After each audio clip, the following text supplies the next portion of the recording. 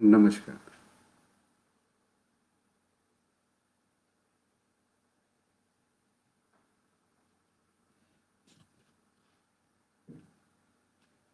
नमस्कार फ्रेंड्स, आप जानते हैं आज मैं आपके साथ career opportunity in information technology computer के रिगार्डिंग बातचीत करने वाला हूँ।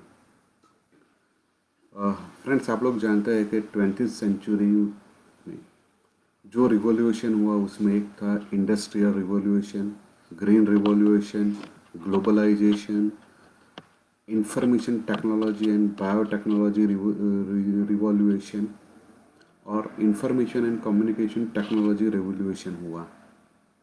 और आज हम लोग 21वीं सदी में जी रहे हैं। तो basically 21st century known has knowledge based century, या हम उसे ऐसे भी कह सकते हैं कि नॉलेज रिवॉल्यूशन, यानी कि ज्ञान की क्रांति होती है। 21st century known as also concept of a global working. पूरे विश्व में हम कहीं भी घर के बैठ के वर्क कर सकते हैं।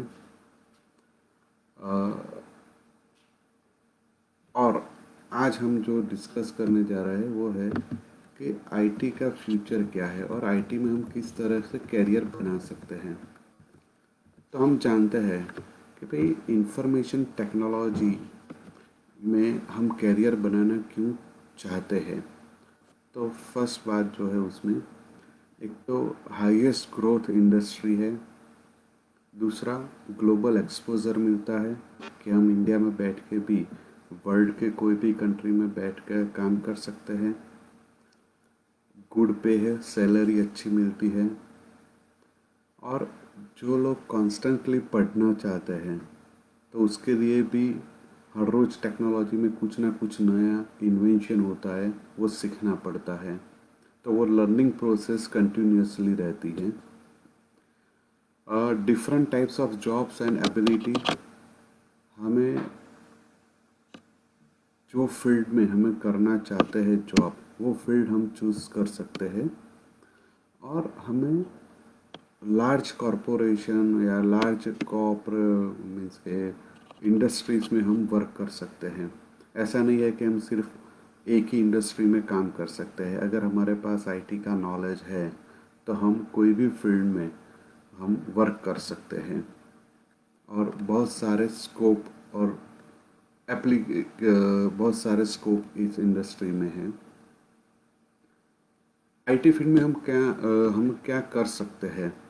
तो आईटी फील्ड में हमें एक तो पहले सीखना पड़ता है कि टीम वर्क में हम किस तरह से काम कर सकते हैं। एक तो वो बात होती है कि टीम वर्क से हमें काम करना पड़ता है। दूसरा है कि हमें कस्टमर के सॉल्यूशन किस तरह से हमें जल्द से जल्द सॉल्व कर सकते हैं और उसके लिए हम क्या एप्लीकेशन बना सकते हैं, वो हमें करना है। थर्ड है हमारा 100% जो हमारा इन्वॉल्वमेंट है वो देना पड़ता है।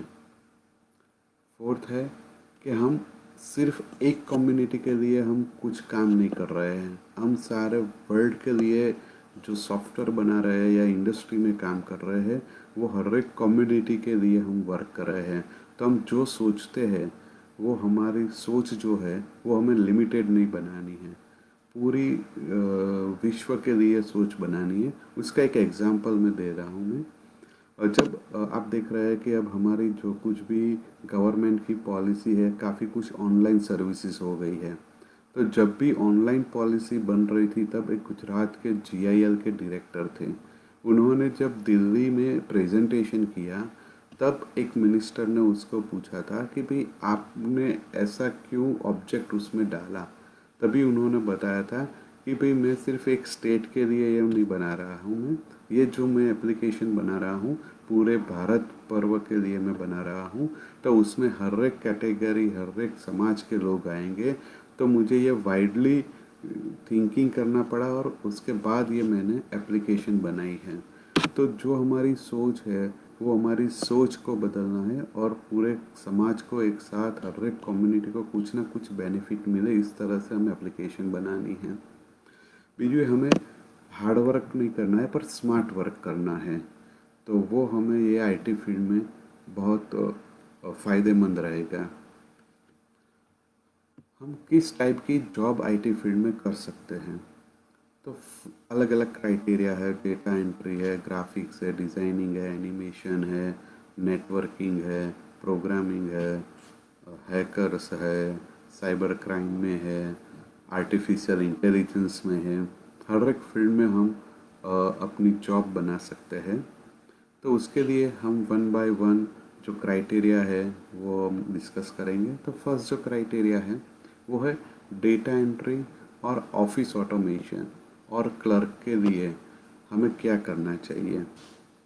तो सिंपल हमें एमएस ऑफिस यानी कि वर्ड, एक्सेल, पावर पॉइंट का हमें नॉलेज होना चाहिए ताकि हम कुछ अच्छा डॉक्यूमेंट्स बना सके, कॉरेस्पॉन्डेंस अच्छी तरह से कर सके, कैलकुलेशन अच्छी तरह से कर सके, प्रेजेंटेशन अच्छा बना सके। इंटरनेट में ईमेल हम चेक कर सकते हैं या कुछ इन्फॉर्मेशन हमें सर्च करना चाहे तो हम सर्च कर सकते हैं। और हमारी जो फाइल है वो कॉपी या रिमूव करनी है, रीनेम करनी है, वो छोटा बहुत ट्रबल शूटिंग हमें आना चाहिए। तो अगर हमें इतना कुछ आता है तो हम कोई भी कॉरपोरेट सेक्टर में या कोई गवर्नमेंट या नॉन गवर्नमेंट ऑफिस में या शेयर मार्केट में हम डेटा एंट्री लेवल पे जा सकते हैं, जिनको हम बता सकते हैं भाई डेटा एंट्री लेवल या ऑफिस ऑटोमेशन और क्लार्क के लिए हमने अप्लाई किया हुआ है। दूसरा सब्जेक्ट है ग्राफिक्स। ग्राफिक्स ग्राफिक्स में हम विजिटिंग कार्ड बनाना है, इनविटेशन कार्ड है, ब्रोशर है, इंफॉर्मेशन बुलेटिन बनाना है, या हमें कोई इमेज में चेंजेस करना है, एडिटिंग करना है, मॉडिफिकेशन करना है, या हमें मैरिज का इनविटेशन है, पैम्पलेट्स बनाना है, टेक्स्ट बुक टाइप करनी है, तो हम ग्राफिक्स के जरिए कर सकते हैं। तो ग्राफिक्स में हमें पेज मेकर है, कोरल ड्रॉ है, फोटोशॉप है, इलस्ट्रेटर है, ये सारे सॉफ्टवेयर अगर हमको अच्छी तरह से आता है तो हम एक ग्राफिक्स फील्ड में जा सकते हैं। ग्राफिक्स फील्ड में जिसकी क्रिएटिविटी ज़्यादा होती है वो अच्छे मीन्स के इनकम भी सोर्स खड़े कर सकते हैं। हमें अपॉर्चुनिटी कहाँ पर मिलती है? तो प्रिंटिंग फील्ड में है, न्यूज़पेपर में है, इलेक्ट्रॉनिक मीडिया में है, छोटी मोटी जो कंपनियां होती है उसमें हमें अपॉर्चुनिटी मिल सकती है। और हम खुद अपना बिजनेस भी स्टार्ट कर सकते हैं। सपोज़ हम भी कुछ टेक्स्ट बुक बनानी है या हैंडबिल्स बनाने हैं, किसी का लोगो क्रिएट करना है, तो हम लोगो क्रिएट करके कस्टमर या किसी ऑर्गेनाइजेशन को हम दे सकते हैं। और अभी ऐसी खासी काफ़ी कुछ कंपनियां हैं जो ऑनलाइन सर्विसेज प्रोवाइड भी करती है और ऐसे अच्छे जो क्रिएटर्स होते हैं उनको हायर भी करती है। तो उसमें काफ़ी कुछ अर्निंग भी होता है। तो एक ये ग्राफिक्स में भी आप करियर बना सकते हैं। फिर एक है एनिमेशन एंड मल्टीमीडिया। एनिमेशन और मल्टीमीडिया अभी जो करंट सिनेरियो है उसमें पीक पोजीशन पे है। हम ज़्यादा से ज़्यादा अर्निंग सपोज कर सकते हैं तो ये एनिमेशन फील्ड से कर सकते हैं। उसके लिए हमें फ्लैश है, 3D मैक्स है, माया है, ऐसे सॉफ्टवेयर हमें सीखने पड़ेंगे, या हमें अच्छी तरह से ये सॉफ्टवेयर चलाने आते हैं तो हम अच्छे कुछ क्रिएशन कर सकते हैं। स्पेसिफिकली एडवर्टाइजमेंट है। अभी हम देख रहे हैं फिल्म इंडस्ट्री में ज़्यादातर एनिमेशन और मल्टीमीडिया का यूज़ होता है। उसमें हमने देखा होगा बाहुबली मूवी है या जितनी भी उसके बाद जो भी मूवी आई है वो सभी में कुछ ना कुछ ग्राफिक्स या एनिमेशन का इन्वॉल्वमेंट ज़्यादातर हुआ है। उसमें हम पर सेकंड चार्ज कर सकते हैं। पर सेकंड 500 से लेके 15-20 हज़ार तक का हम एनिमेशन बना सकते हैं। पर उसके लिए हमें बहुत ही धीरज की ज़रूरत होती है। एक ही जगह हमें कांस्टेंट बैठ के कुछ क्रिएटिव सोचना पड़ता है, और ये सॉफ्टवेयर की मदद से हम काफ़ी कुछ एडवांस में हम लोगों को आप दे सकते हैं। तो ये एनिमेशन और मल्टीमीडिया फील्ड है। अब एजुकेशन फील्ड में भी काफ़ी हद तक एनिमेशन का यूज़ होने लगा है। अभी हम बच्चों के लिए कुछ देखना चाहते हैं तो वो उनकी जो कुछ भी टेक्स्ट बुक होती है वो अब एनिमेटेड आने लगी है। तो एजुकेशन फील्ड में भी इसका यूज़ बढ़ने लगा है। एनिमेशन के बाद है वेब डिज़ाइनिंग। वेब डिज़ाइनिंग में हम कोई भी ऑर्गेनाइजेशन के लिए वेबसाइट बना सकते हैं, फिर वो एकेडमिक हो या इंडस्ट्री हो या खुद कोई स्पेसिफिक पर्सन के लिए हमें बनानी है तो हम वेबसाइट या वेब डिज़ाइनिंग कर सकते हैं। वेब डिज़ाइनिंग के लिए हमें फ्रंट पेज है, HTML है, ड्रीमवीवर है, ऐसे सॉफ्टवेयर हमें आने चाहिए या हमें सीखने पड़ेंगे। वेब डिज़ाइनिंग में भी अच्छी सैलरी मिलती है। उसमें दो तरह के सैलरी होती है। एक तो कंटेंट राइटर होता है जो अच्छी तरह से लिख सकता है, यानी कि हम जो वेबसाइट में देख रहे हैं तो वो क्या होता है कि काफ़ी कुछ जो रॉ मटेरियल्स होता है उसको इकट्ठा करके एक अच्छी तरह से सबके सामने हम प्रेजेंट कर सके। तो ऐसा कंटेंट राइटर हमें चाहिए कि जो अच्छी तरह से लिख सके। जिनको इंग्लिश अच्छा है तो वो अच्छा एक कंटेंट राइटर बन सकता है। दूसरा, वेब डिज़ाइनिंग में एक डिज़ाइनिंग पोर्शन के पेज में इमेज कहाँ रखनी है, वीडियो कहाँ रखनी है, कलर कॉम्बिनेशन किस तरह से रखना है। ये स्पेसिफिक वेबसाइट बच्चों के लिए है तो हम कौन से कलर का इस्तेमाल करना चाहिए, हमें कौन से फ़ॉन्ट लेने चाहिए। तो अलग अलग कैटेगरी वाइज हम ये डिज़ाइनिंग कर सकते हैं। और एक आप भी ऑब्ज़र्व कर सकते हैं कि स्पेसिफिक कैटेगरी के लिए अगर कोई वेब पेज होता है तो उसमें font size, font colour, cursive writing, image या वीडियो किस तरह से होता है वो भी आप अब ऑब्जर्व कर सकते हैं, ताकि फ्यूचर में आपको पता चले कि हमें भी वेबसाइट बनानी है तो हम इस तरह से वेबसाइट बना सकते हैं। उसके बाद है अकाउंटिंग फील्ड। अकाउंटिंग फील्ड अब पहले मैनुअल अकाउंटिंग लिखते थे, अब ज़्यादातर कंपनियां है, छोटी मोटी कंपनी है, गवर्नमेंट डिपार्टमेंट है, वो सारे कंप्यूटराइज अकाउंटिंग में अब कन्वर्ट हो गए हैं। तो उसके लिए आपको अभी तो टैली सॉफ्टवेयर मैक्सिमम चल रहा है। उससे पहले एक था EX नेक्स्ट जनरेशन करके था, गुजराती में एक मेहता जी करके भी है। और काफ़ी लोग अपने आप भी अकाउंटिंग सॉफ्टवेयर बनाते हैं कंपनी के मुताबिक, पर ज़्यादातर टैली अकाउंटिंग सॉफ्टवेयर बहुत सारे लोग यूज़ कर रहे हैं। तो अकाउंटिंग पहले ऐसा था कि कॉमर्स जिनका बैकग्राउंड होता है वही अकाउंटिंग सीख सकता था, पर अब ऐसा नहीं है। कोई भी फील्ड का हो, चाहे या साइंस का हो, आर्ट्स का भी हो, वो भी थोड़ी बहुत अकाउंटिंग की जानकारी प्राप्त कर लेता है तो वो भी अच्छी तरह से वो टैली सॉफ्टवेयर में एंट्री कर सकता है। और अभी जो लेटेस्ट वर्जन्स आए हैं उसमें तो हमें यही ध्यान रखना है कि हम जो भी एक्सपेंस या परचेस कर रहे हैं वो अच्छी तरह से सिर्फ हमें एंट्री करनी है, बाकी तो अपने आप ही वो परचेज एंड लॉस अकाउंटिंग है या बैलेंस शीट है वो अपने आप बन जाती है। तो एक अकाउंटिंग भी एक अच्छी अपॉर्चुनिटी है, हम उसमें भी कैरियर बना सकते हैं। हम घर बैठ के भी काफ़ी कुछ कंपनियों के अकाउंट्स लिख भी सकते हैं। और एक सर्वे के मुताबिक 2025 तक इंडिया में 30 लैक्स अकाउंटेंट की जॉब की अवेलेबल ओपनिंग होगी।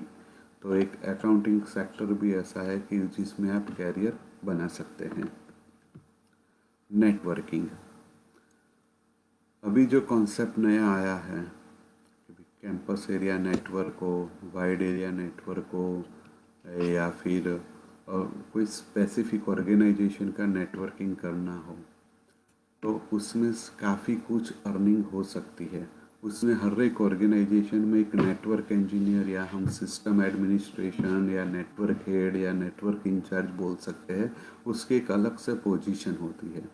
उसको यही ध्यान रखना है कि भाई हमारी ऑर्गेनाइजेशन में जितने भी कंप्यूटर्स हैं वो अच्छी तरह से चल सकते हैं, उनका जो डेटा है वो अच्छी तरह से स्टोरेज होना चाहिए, कोई भी कुछ भी रुकावट नहीं आनी चाहिए। तो वो नेटवर्किंग भी अच्छी तरह से जिनको आता है तो ये काफ़ी एक बढ़िया अपॉर्चुनिटी है, जिनमें अच्छा पैसे भी मिलता है। और एक नेटवर्क इंजीनियर बतौर आप रिमोट में भी या दूर अंतरियार एरिया में भी आप अपना वर्क यहाँ बैठ के भी आप कर सकते हैं। उसके लिए आपको नोवेल नेटवर्क है या सिस्को है, उसकी कुछ ट्रेनिंग आपको लेनी पड़ती है। उसके बाद आप ये अच्छी तरह से नेटवर्किंग आप कर सकते हो। बाद में है सॉफ्टवेयर और प्रोग्रामिंग, और उनको हम बोल सकते हैं सॉफ्टवेयर डेवलपर। हम कोई भी ऑर्गेनाइजेशन की ज़रूरियात के मुताबिक हम कुछ सॉफ्टवेयर बना सकते हैं। यानी कि कोई एकेडमिक इंस्टीट्यूट है तो उसके लिए सॉफ्टवेयर बना सकते हैं, या कोई भी इंडस्ट्री के लिए, या कोई छोटी मोटी ऑफिस है या गवर्नमेंट डिपार्टमेंट है उसके लिए हम ये सॉफ्टवेयर बना सकते हैं। तो सॉफ्टवेयर हम बनाने के लिए हमें कुछ एप्लीकेशंस आने चाहिए। सी है, सी प्लस प्लस है, जावा है, विजुअल बेसिक है, पाइथन है, ऐसे सारे सॉफ्टवेयर हमें सीखने पड़ेंगे तो हम अच्छी तरह से ये सॉफ्टवेयर बना सकते हैं। अभी गवर्नमेंट भी काफ़ी कुछ इंटरेस्ट ले रही है। गवर्नमेंट ने कुछ 3-4 सालों से एक हैकाथॉन करके पूरे भारत में कंपटीशन स्टार्ट की है। अभी भारत जो है वो डिजिटल की ओर काफ़ी अच्छी तरह से बढ़ रहा है। तो उसमें जितने भी डिपार्टमेंट है भारत सरकार के, वो सभी डिपार्टमेंट ऑनलाइन हो रहे हैं। और उसमें जो कमियां रहती है वो कमियां किस तरह से हम सॉल्व कर सके, उसके लिए हैकाथॉन यानी कि एक प्रोग्रामिंग कंपटीशन रखती है। और उसमें से जो कुछ भी बेस्ट होता है उनको गवर्नमेंट फंडिंग देती है। तो आप भी एक ये अच्छे से सॉफ्टवेयर प्रोग्रामर बन सकते हैं और अपना मीन्स के कंपनी भी बना के अपना सॉफ्टवेयर बाहर सेल कर सकते हैं। और अभी डिजिटल एरा है तो काफ़ी कुछ ऑनलाइन हो रहा है, तो उसमें भी आप छोटी मोटी यूटिलिटीज़ या एप्लीकेशन बना के आप काफ़ी हद तक आगे बढ़ सकते हो। एक है हार्डवेयर, यानी कि हम कह सकते हैं ट्रबल शूटिंग। सपोज़ हमारी जो सिस्टम है उसमें कुछ खराबी आ गई है तो हम तुरंत इंजीनियर को बुलाते हैं और हमारे सिस्टम को ठीक करने को हम कहते हैं, जिनको हम ट्रबल शूटिंग कहते हैं। कंप्यूटर रिपेयरिंग है और कुछ क्वेरी है तो सॉल्यूशन किस तरह से करना है, सॉफ्टवेयर इंस्टॉलेशन करना है, वायरस को रिमूव करना है, ऐसी कुछ सारी जो प्रोसेस है उसके लिए हार्डवेयर का एक छोटा सा कोर्स होता है। वो अगर आप सीख सकते हो तो ऐसे कुछ माइनर जो प्रॉब्लम्स होते हैं वो आप सॉल्व कर सकते हो। तो अभी तो काफ़ी कुछ अर्निंग भी उसमें है कि पर कॉल 250 से 300 रुपये मिनिमम मिलते हैं। फिर जिस तरह से जो कंप्यूटर्स में प्रॉब्लम होते हैं उसी के मुताबिक और पैसे आपको मिल सकते हैं। अभी साइबर क्राइम, अभी हम देख रहे हैं कि भाई 21वीं सदी में साइबर क्राइम का जो रेट है वो बढ़ता जा रहा है। तो उसके लिए भी गवर्नमेंट भी प्रयत्न कर रही है कि साइबर क्राइम को हम किस तरह से रोक लगा सकें। तो उसके लिए भी काफ़ी कुछ गवर्नमेंट ऑर्गेनाइजेशन और प्राइवेट ऑर्गेनाइजेशन कोर्सेज चला रही है। उसमें इंटरनेट है, लॉ की पूरी जानकारी चाहिए, साइबर लॉ की कुछ सॉफ्टवेयर भी सीखने पड़ते हैं, मॉर्फिन जैसे और दूसरे IT cyber crime related courses है वो आपको लर्न करने पड़ते हैं। गवर्नमेंट अगर कोई प्रॉब्लम्स आती है तो उनके पास इतने सारे आदमी या डिपार्टमेंट में पर्सन नहीं है कि सारे प्रॉब्लम सॉल्व कर सकें।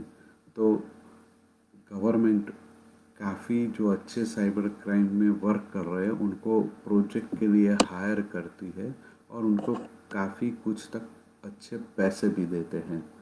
जैसे अपॉर्चुनिटी है, अगर कुछ आपने साइबर क्राइम के रिलेटेड अच्छा सा कोर्स किया है, अच्छा वर्क कर रहे हैं, तो शायद इंडियन गवर्नमेंट की क्राइम ब्रांच है, इंटरपोल है, डिटेक्टिव एजेंसीज है या कुछ बड़ी कॉरपोरेट वर्ल्ड में भी आपको अच्छे स्केल पे जॉब मिल सकती है। उसके बाद काफ़ी कुछ सेक्टर्स है अभी, जिसमें एक डेटा एनालिसिस है। ये पिछले 2-3 सालों से उनकी इम्प्रूवमेंट काफ़ी कुछ हुई है। जितने भी हमारे पास डेटा अवेलेबल होता है जिस कंपनी के, उसके ऊपर एनालिसिस करके जो कंपनी की रिक्वायरमेंट होती है उनको डेटा रिपोर्टिंग करती है। हर एक मिनट का भी रिपोर्ट मिलता है, सेकंड का भी मिलता है, वीक का भी मिलता है। जिस तरह की रिक्वायरमेंट होती है उसी के प्रकार के हम रिपोर्ट बना सकते हैं। तो उसके भी कुछ कोर्सेज होते हैं, तो अगर वो आप कर सकते हो तो उसमें भी आपको अच्छा सैलरी और इनकम होती है। डिजिटल मार्केटिंग, आजकल हम देख रहे हैं कि भाई सभी कंपनियां जो कुछ भी है वो डिजिटल मार्केटिंग कर रही है, यानी कि सोशल मीडिया थ्रू मार्केटिंग कर रही है। फेसबुक हो या यूट्यूब हो, ट्विटर हो, व्हाट्सएप हो, उसमें मार्केटिंग हम किस तरह से कर सकते हैं। उसमें हम ब्लॉग है, उसमें हम कैरियर बना सकते हैं। हम ये घर बैठे भी कर सकते हैं या कंपनी में जॉब भी सिलेक्ट करके हम ये मार्केटिंग कर सकते हैं। फिर कोई अच्छी गेम बना सकते हैं, तो गेम में भी काफ़ी कुछ अर्निंग है। हैकर्स, जो साइबर क्राइम के रिलेटेड है सब्जेक्ट, कोई अच्छा हैकर्स है, कोई वेबसाइट अगर वो हैक कर सकता है तो काफ़ी कंपनियां हायर करती है कि भी हमारी वेबसाइट कोई हैक ना कर सके, वो आपकी प्रोफाइल होगी। तो वो हैकर्स की भी एक अच्छी सैलरी और जॉब अपॉर्चुनिटी है। अभी दो नए फील्ड है, रोबोटिक्स और आर्टिफिशियल इंटेलिजेंस। रोबोटिक्स में भी कैरियर बना सकते हैं और भारत सरकार अभी 2-3 सालों से रोबोटिक्स फॉर जूनियर रोबोटिक्स के ऊपर कंपटीशन कर रही है और काफ़ी इंजीनियरिंग बच्चे उसमें काफ़ी हद तक आगे भी बढ़े हैं। और आर्टिफिशियल इंटेलिजेंस हम देख रहे हैं कि भी आज दुनिया में कहीं भी आप बैठे हो, आपने जो सोचा है वो आप कर सकते हो। तो वो एआई की मदद से या आर्टिफिशियल इंटेलिजेंस की मदद से कर रहे हैं।